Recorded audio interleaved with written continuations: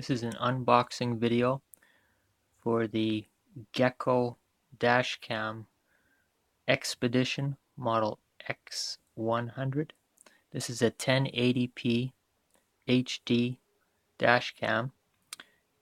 It does not have LCD, so you need your smartphone to aim this camera out your windshield and to access all its settings, functions, and firmware. So you must have a smartphone for this one. Here we go. Unboxing. The features listed along the bottom. There we go.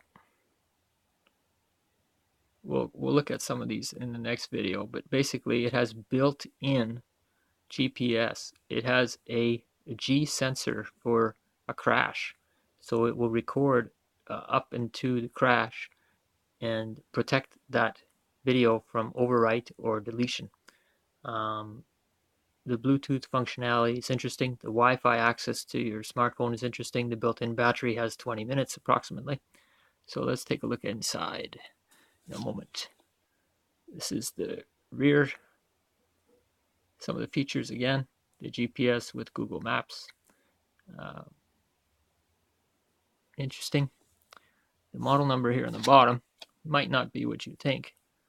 The camera itself is model X100.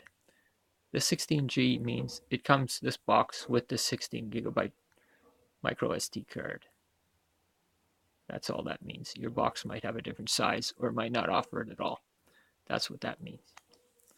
Here we go. Inside there's a two-part box with a flap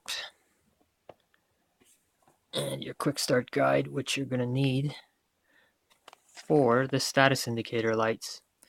Status on the left and power LED on the right. If your camera is acting up, refer to this chart and you'll be able to determine exactly what's going on if you have trouble. I'm sure that there'll be comments below this video which will help you further, because I intend to answer every single one of them. I'm going to keep this camera. I paid cash for it and I like it. And here it is. This is the whole thing. This is the entire camera. You can use this camera just like this and carry it down the street and take videos in 1080p, and I intend to do that also. On the left is the status LED, on the right is the power LED and the reset hole. However, you can't just push that in and reset it. It won't work because there's an undocumented way of using it, which I'm going to show in the next video. This is the vents for cooling, and your micro SD card on the top, which the way I remember it, the top of your camera has the gold plates.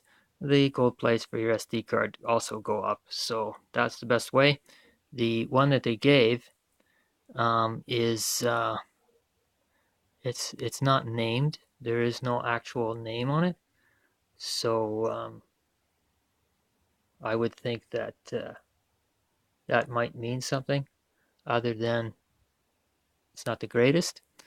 However, it works perfectly fine. So use it to set up your camera, use it to play around with, and then go out and buy the maximum that'll fit this camera, which is 32 gigabytes. This lens, wide angle, 155 degrees. Unbelievable. It's wraparound. It's your total windshield from left to right. It has that view. So you can catch things happening on the corner of your eye. And that's what you want a dash cam for, to catch whatever's coming at you on the side. This camera does it. Very good, GEKO. I like it. I'm keeping it. Here's the bracket. The most important part of this bracket is the gold pins, because if they don't interface with your camera, you can't charge the camera. You can't use the camera. You can't do anything with the camera without these gold pins connecting. Spring-loaded, gold-plated. And they connect with a cable, which you don't see how it connects until you turn it over and look here. Right on the base against the windshield, above the neck, is the connector, which means you are limited in the swivelability of this camera. So if you have a dash cam you like to turn it from side to side, this is not the model for you. It's 15 degrees maximum twist. Because if you twist it anymore, you snap the internal wiring harness, which is not the greatest thing to do. However, it is adjustable for angle, so you can easily go up and down to fit any angle of any windshield, except you cannot do a 90 degree. So if it was putting on a side window, can't. It won't aim properly. That's probably never going to be required, but it would be a nice little option. However, that's not what I bought it for. So, the mount on the window, this is red, just plastic. Under this plastic is a gray pad, gray 3M adhesive.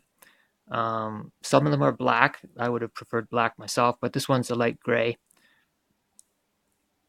It allows you to position the camera where you want and then leave it on the windshield, stuck on, and you can remove the housing, put it in your glove box or take it in the house with you so nobody knows you actually have a dash cam, because if they see this stuck on the dash, keeping in mind this is going to be gray or black, they have no clue what this is. This doesn't look like any other dash cam mount out there. It doesn't even look like a cell phone mount. I mean, it's too small. So you would never know why this would be stuck on your car up there. However, you just slide this back in and you're good to go. So that's a very nifty little mount.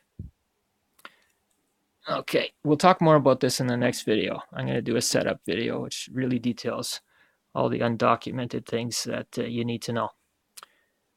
Here is your Bluetooth snapshot taker. Press the button. It tells the camera to take a 20-second video and it protects it from being deleted or overwritten. It takes a 20-second video plus a photo still. And there is an on and off switch to save the battery on the remote. If you're not going to use it for a long period of time, you can just turn it off.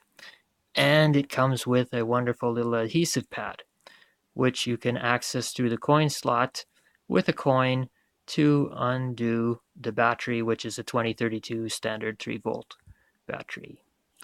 Nice little addition. I'll be using that a lot. Micro SD adapter.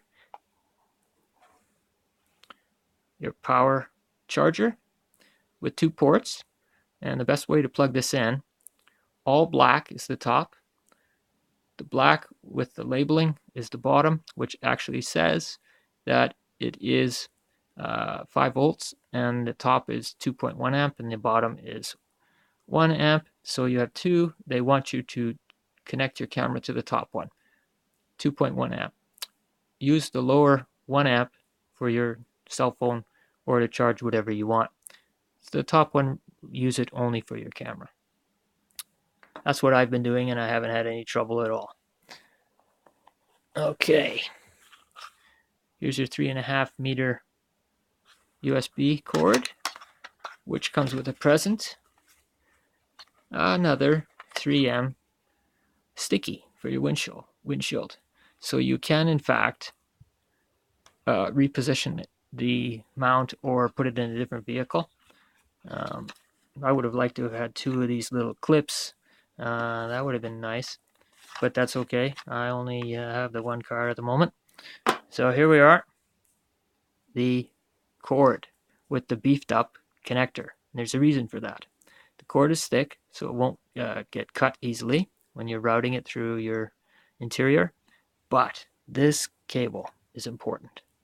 When you do connect it, and I'll cover this in the next videos, there's an up marked, up being the windshield.